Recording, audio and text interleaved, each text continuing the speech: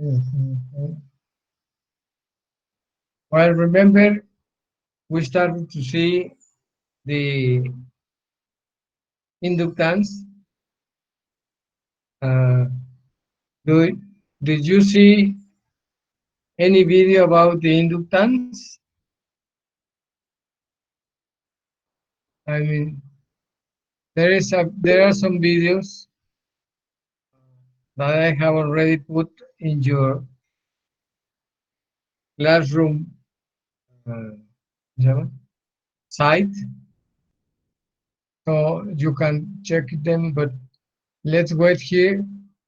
I think we will have time to watch two videos and one presentation for you. Okay.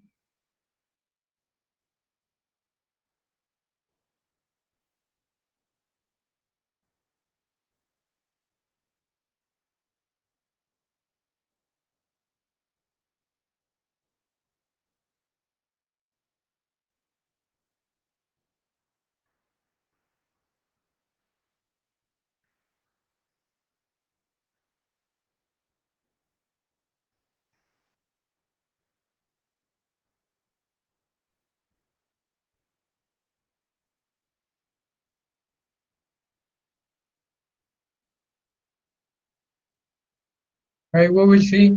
Remember that we had a video about the capacitors made with blue little balls, like marbles, that show the electrons.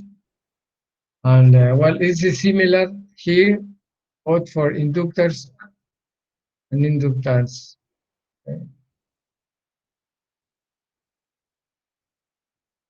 ¿Pueden verlo? Sí. Okay. An inductor is a coil of wire No se vayan a dormir con la musiquita. wrapped around a magnetic material. Current Bueno, aquí dice que un inductor es una bobina enrollada alrededor de un material magnético, y lo cual no es exacto, puesto que un inductor también puede estar relleno de aire, ¿sí? Entonces no necesariamente tiene que tener un núcleo de material eh, ferroso. ¿Ok? current flowing through the inductor creates a magnetic field, and magnetic fields do not like to change. As a result, an inductor is a device which tries to prevent the current flowing through it from changing. If the amount of current flowing through the inductor is constant, the inductor will be happy and it will not generate any forces on the charged particles flowing through it. In this case, the inductor behaves just like a normal wire.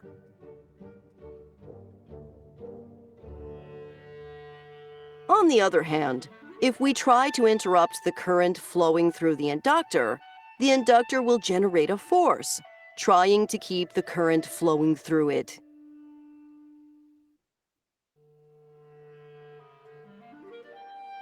If an inductor is connected to itself and there is no resistance in the circuit, the current will theoretically continue circulating forever.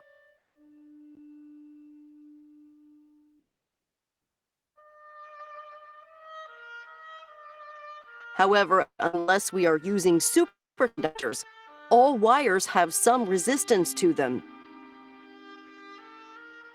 and the current will eventually decay to zero.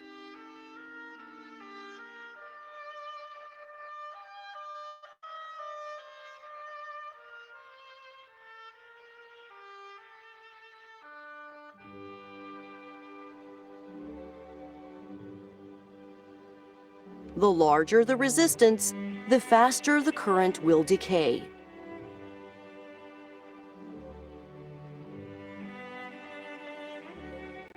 But the larger the inductance of the inductor, the slower the current will decay.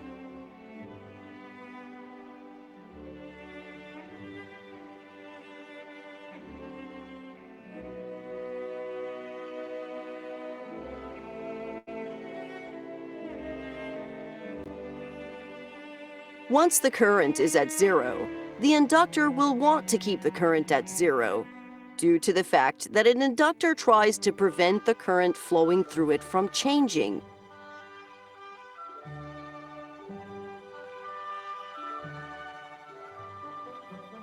Therefore, when we connect this inductor to a circuit, the inductor will initially create a force trying to prevent the current through it from increasing.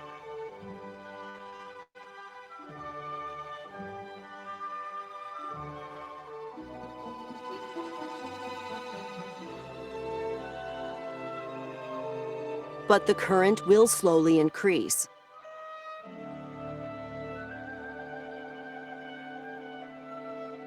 The larger the inductance of the inductor, the slower the increase in current will be.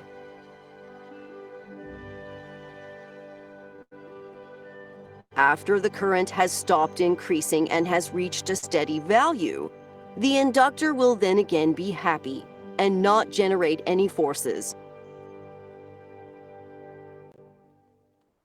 But when we try to turn off the current flowing through the inductor will then generate a force to try to keep the current flowing through it at this new constant value.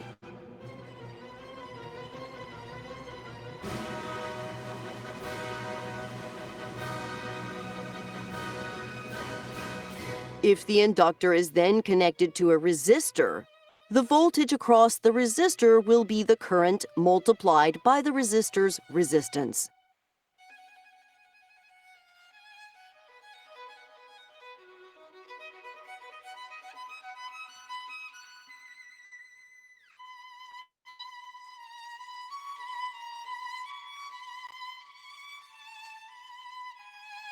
The inductor prevents the current flowing through it from changing instantaneously.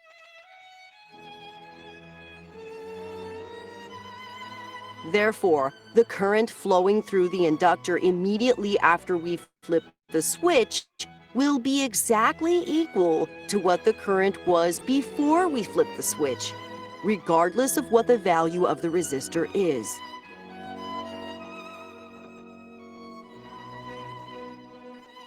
If the value of the resistor is extremely large, then the current multiplied by the resistance will also be extremely large.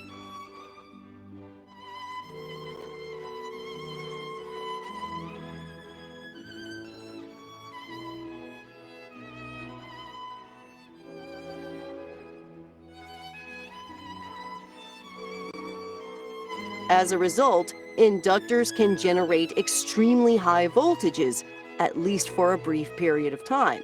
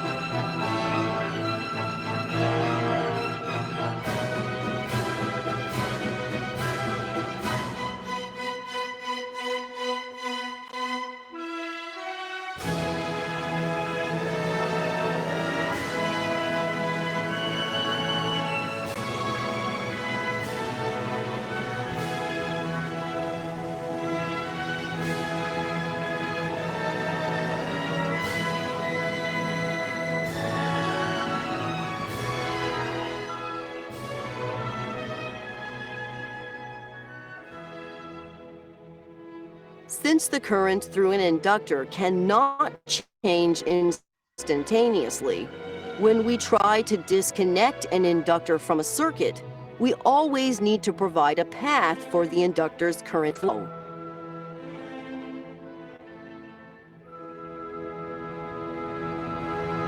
If we do not provide a path, the inductor's current will find its own path, such as through the air, through the open switch, or through other components that are not supposed to be conducting electricity.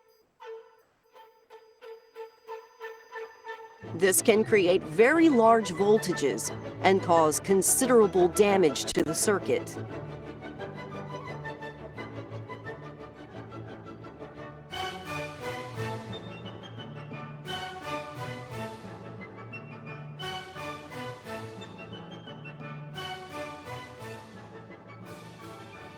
The ability of an inductor to create large voltages makes them very useful in the design of power supplies.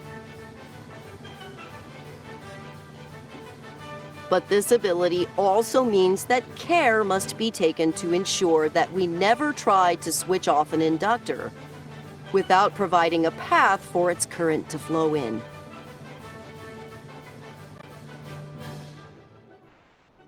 Much more detailed information about electric circuits is available in the other videos on. Okay. Well, why did you tell me you didn't see a video yesterday? Didn't we see a video that had an analogy with the hydraulic systems? You know, a pump and a piping and a water wheel. Remember that video? Yes. Yes, remember. ¿Se acuerdan de que ayer vimos un video que hace la analogía del flujo de agua pasar por una turbina de agua y cómo esa turbina se presenta como una impedancia, no, ¿cómo decir? Como una inercia que al principio se opone mucho, pero después ya deja pasar el agua. ¿Sí lo vieron ayer?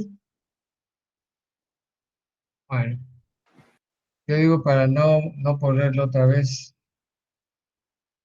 ¿Cómo que hay, ¿no te acuerdas? Yes, we saw it.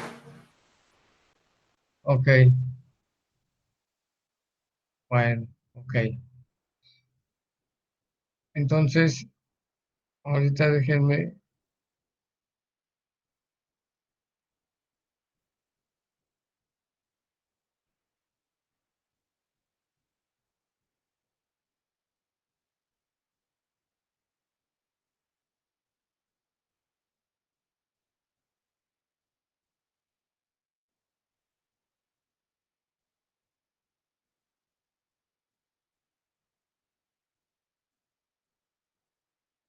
Ahí pueden ver esta lámina. Yes. Ok. In this case, we will know how it works, trying to find a mathematical explanation to what happens in the inductor. Well, by effect of the Lenz law, actually is Faraday's and Lenz law, a solenoid or inductor will induce an electromotive force, letter capital E, that will create a current lowercase I to oppose a change of current, to oppose any change of current. I call the electromotive force like E. It's is the convention I suggest to use the power supplies, the batteries, and so on. Here the author calls it epsilon. I do not want to call it epsilon because it will be confused with the uh, permittivity constant of the dielectrics, not permittivity, the other thing. But another factor for calculate the capacitance. I prefer to use the E, but we can use also BL, UVL, that is voltage at the inductor. Similar as we want to say how much is the value or to indicate the value of voltage across a resistor, put VR. V sub R means the voltage drop across a resistor. That will be the voltage drop across the inductance. And also we use VC to designate the voltage between the plates of the capacitor. Okay, so we can call it E, but especially if this is a source of voltage. In this case, we will have a source of voltage here because the current is changed. When it is constant, it's in the steady state. En el estado estable, cuando está constante, no pasa nada, no crean ninguna fuerza electromotriz. Es como si fuera un simple alambre de cobre que tiene muy poca resistencia. Entonces, no se opone para nada. Es menor la resistencia que la de cualquier otra resistencia que pongan en paralelo. Pero si la corriente se está incrementando, como en este caso, tenemos una corriente que va de izquierda a derecha y se incrementa. Entonces, ese incremento es un cambio. Increasing is a change in the current. So, the inductor will oppose that change in current and will oppose by creating an electromotive force. It's like a battery here, a virtual battery, let's say, and also will produce a current in that direction, opposing to the current that is increasing. That's the thing for the batteries. They oppose the change, opposed to the change. You know, a battery, I mean, a resistor obeys to the path of current. If even it changes or it doesn't change, it will oppose the path of the current, the resistor, always. And the capacitor, normally it opposes to the path of the direct current. But here, inductance does not oppose to the path of the direct current because it is constant and will have no position. But to the change, if it is increasing, it is a change. If it is decreasing, this is a change. But in this case, because try to follow this arrow, the decreasing is the current is coming like this, okay? So upper to lower. So this decreasing, it will produce a current that wants to stop decreasing. O sea, tiene que crear una corriente que trate de detener la que trate de compensar la que está decreciendo y entonces crea una en la misma dirección hacia acá. Entonces la fuerza electromotriz también, el lado positivo va hacia acá. Aquí estamos hablando de sentido convencional de la corriente, no del flujo de electrones. ¿Okay? Ahora, si las corrientes vienen de derecha a izquierda, en realidad es lo mismo, nada más que si va de aquí para acá y se está incrementando, entonces tiene que crear una fuerza electromotriz aquí con el positivo del lado derecho para que produzca una corriente que salga en sentido contrario al incremento, tratando de reducirla. Y si en esa misma dirección viene decreciendo, entonces, para evitar que siga decreciendo, la bobina va a tratar de crear una corriente que siga en la misma dirección para que no decrezca esta. Entonces crea una fuerza electromotriz virtual, digamos una batería virtual que empuja hacia el lado izquierdo. Okay? The battery symbol represents the electromotive force induced and produces the opposition and produces the opposing current. El símbolo de batería representa la fuerza electromotriz inducida y produce la corriente que se opone. ¿Okay?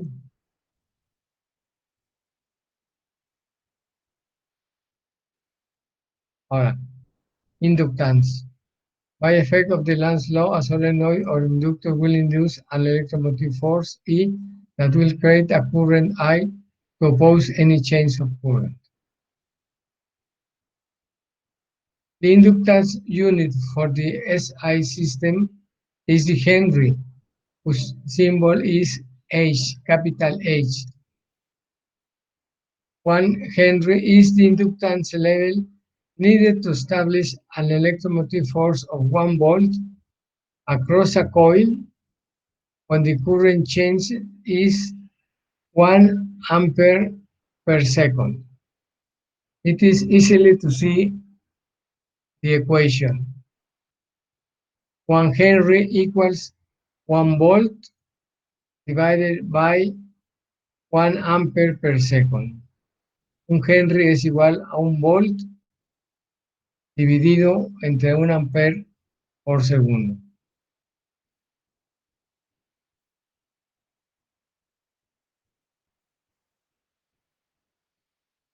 Okay. Ahora, la fórmula para el voltaje. Si no se alcanza a ver bien, le voy a mover.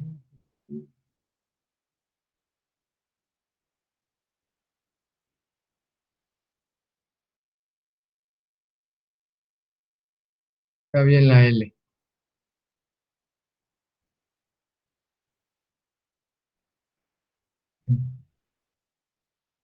The EMF induced is directly proportional to the change in current. That is, PL equals minus L differential derivative of I over dt. It is di, la derivada de di en dt es el cambio de la corriente con respecto al tiempo. If we have an increasing current like here, this term will be positive. The increment is positive. If we had a plot like here, it will be in that direction.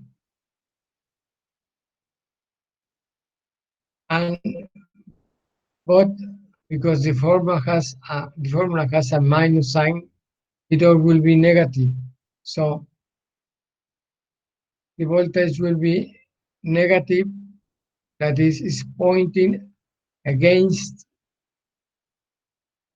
the current. But if the current will be against the original current.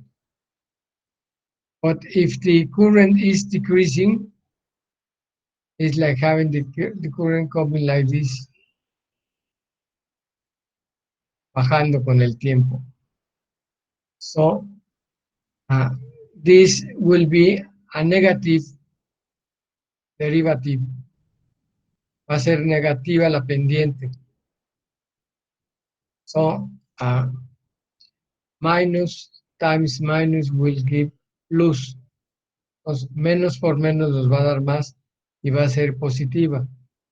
Entonces, en este caso, va a producir una corriente en el mismo sentido de la corriente que está decreciendo.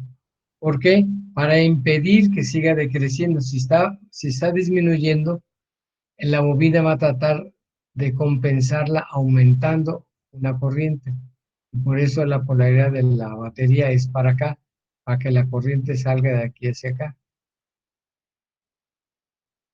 Las otras son simplemente dibujada la corriente en sentido contrario. Si va incrementando, pero viene hacia acá, de todos modos la corriente va incrementando hacia acá. Entonces, la derivada, o sea, la pendiente es positiva. ¿Se acuerdan que la pendiente, la derivada significa una pendiente? Entonces, si la pendiente es positiva, este voltaje va a ser negativo y la corriente que nos crea es este. Va a ser, bueno, no, la pendiente va a ser negativa y con ese otro negativo va a ser positiva. Entonces, va a crear la corriente hacia acá. Ah, no, pues estamos hablando de la de abajo, perdón. Perdí. Entonces, si viene bajando acá, pero está incrementándose la corriente, o sea, va hacia acá, entonces va a crear una corriente que se oponga. Entonces, la polaridad de la batería va a ser así para que la corriente salga en contra de la batería que está incrementándose para tratar de reducirla. Y si en el mismo sentido viene una corriente decreciente, entonces va a tratar de que no decrezca tanto esa corriente y va a tratar de incrementarla. Entonces va a ser aquí, esa polaridad va a tener para que la corriente salga hacia acá, hacia el lado izquierdo también, porque está decreciendo. Entonces aquí va a ser menos por menos, va a ser positivo. Bueno, that is BL is minus L derivative of I respect to time, where L, the inductance, is the proportionality constant. If we compare with a mechanical system, the inductance is like the inertia of a mass that requires a great force. But once started the motion, the resistance tends to zero. Is the analogy of the water wheel that in the beginning posed a lot of resistance. So you can see that this force is especially is for a short time. Eventually, this current will win and will prevail. It will be constant. And when it will be constant, they will finish the voltage. Okay, so let's see if we have still time to watch the other video. It's only about 10 minutes or less.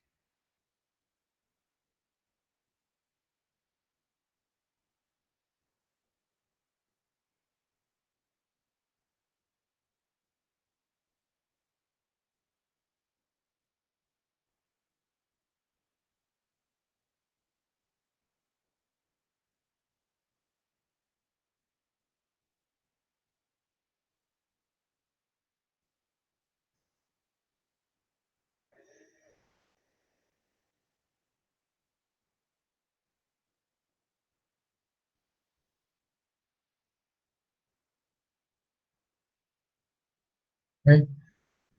I will present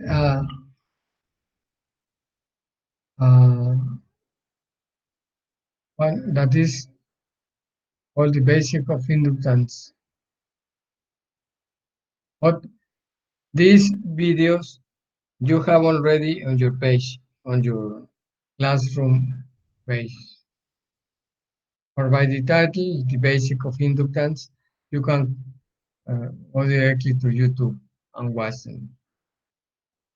So I will play this 10 minutes now. At the last unit in AP Physics called inductance. This will be on the basics of inductance. Okay, inductance is applying Faraday's law and Lenz's law to circuitry. And so if we put a solenoid into a circuit, we call that solenoid, sometimes we'll call it an inductor. And we'll tell you that it has some inductance. And sometimes that's called an inductance coil. And so let me explain how this works. If you have a battery, a DC battery, that's in series with a variable resistor. This variable resistor is the potentiometer, and you can vary the value of the resistance, thus changing the current. and an inductance coil or a solenoid. If you change the resistance in here, you're going to change the current in the circuit. And by changing the current in the circuit, you change the magnetic field in the solenoid. The magnetic field in that solenoid being changed means that the flux is changing in there. And so you'll induce a voltage in that solenoid. And so that's called self-inductance. The reason it's called self-inductance is because the solenoid is kind of responsible for the change in flux, but it doesn't care. It's going to try and resist that change in flux anyways. Okay, so I just want to remind you that the magnetic field in a solenoid, if that's tightly wrapped and there's a lot of windings and you're at the center, the electric field is going to be mu naught times N times I, where mu naught is just your permeability constant, permeability of free space. N is going to be your turn density. N is how many turns you have per length. Actually, mu0 is not permeability. Permeability is the epsilon. This is permittivity constant. The permittivity constant is the correct name. Sometimes it's called the turn density. And I is how much current is going through there. We derived this. This is derived in a different video in Ampere's law. It's the derivation of the magnetic field at the center of a solenoid. Okay, so what I'm saying is if I say increase R, if I increase the R, then doesn't the current go down? So I goes down. If I goes down, then the magnetic field in the solenoid, I could also say the magnetic field in the inductor is going to go down. That's going to go down too. Well, that means that there's going to be a decrease in flux. So the amount of flux in the solenoid is going to go down. And so that's why when you change the flux, that's why you're going to induce a current, a voltage. Excuse me. Okay, now what it's going to do is if the I decreases because I've increased the R, if I decreases, this is going to behave like a battery. It's going to have an induced EMF, and the battery is going to act like it's pushing this way because it's trying to stop the current from changing. It's trying to stop the current from getting less, and so the battery pushes that way. Okay. Let's just go over a few of these then. So what solenoids do, or what inductors do, is they try to prevent the changing current. Why do they care about current changing? They really don't. They're not people or animals. But they react to try and stop the changing current because it's the current that's when current changes, it changes flux. I'll say that again. When the current changes in a solenoid, that changes the flux in the solenoid. So it always tries to stop the current from changing. So let's say this is our symbol for an inductor or a solenoid, because it's tough to always draw them out like I've been drawing them out, where you try and draw three-dimensionally. So this is the symbol. It's just a bunch of loops. That's our symbol for an inductor. And if the I is increasing, then what's going to happen is it's going to try and stop the I from increasing. And it's going to do that by inducing in itself a voltage that is going this way. That's pushing the current that way. Okay, now if I is decreasing, then and the current's going this way, and I is decreasing, then this is going to act like a battery, and it's going to try and push current this way. It's going to try and stop the current. It's always trying to stop the current from changing. Does it mind current? No. It just minds when current changes. Why? Because when current changes, flux changes. The magnetic flux in it changes.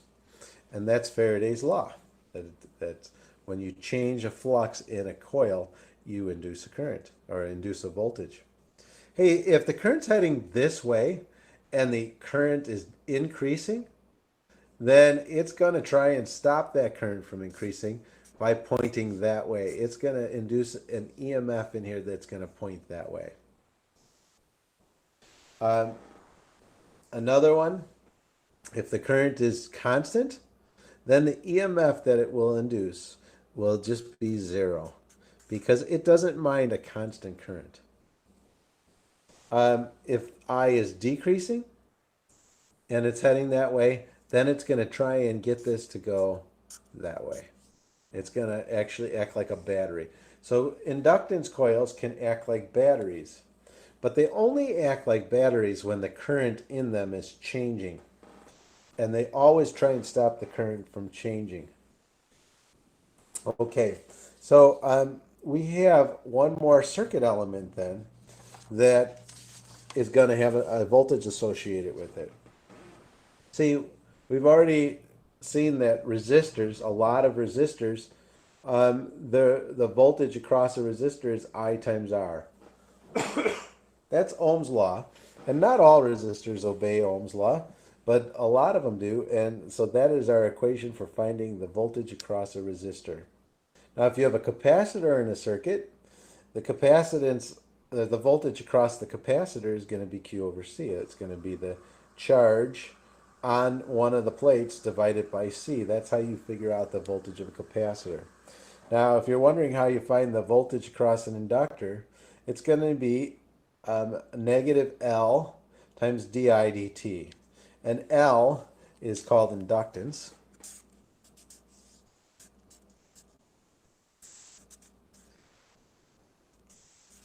And that I is the current. So you see, if the current's not changing with time, there's no EMF induced.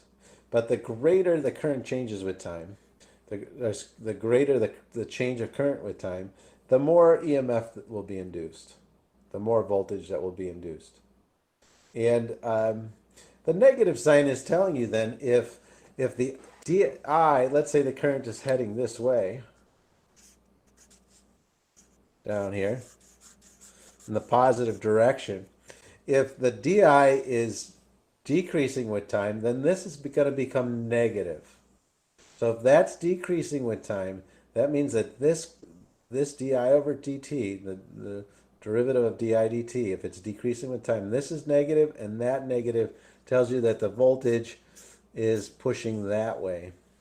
If the di dt is increasing with time, if this current is increasing as time goes on, then that negative is telling you that the voltage is actually going to be in the opposite direction. Okay?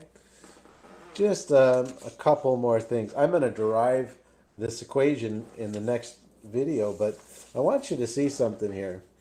I'm going to tell you that that Newton's second law, F net equals ma, is the analog to this law. This actually is coming from Faraday's law, and I'll show you that in the next video. But let me just show you what I'm talking about. You know how mass resists changes in velocity? Mass has this tendency to resist changes in velocity. The bigger the mass, the more it resists changes to its velocity. Mass does not mind big velocities. It just doesn't want them to change. It behaves like it has some inertia. To change it, though, you can change it just by putting a net force on it. That's how you change it. Same thing in circuits. The bigger the solenoid, the bigger the inductance, then the more it's going to try and resist changes to current. So L is an electrical inertia, whereas M is a mechanical inertia. So L is an electrical inertia, and M is a mechanical one. We say that the mass resists changes in its velocity. Oh yeah, well solenoids resist change in current. So this is called mechanical sluggishness. This is called electrical sluggishness. All right, see you in the next video.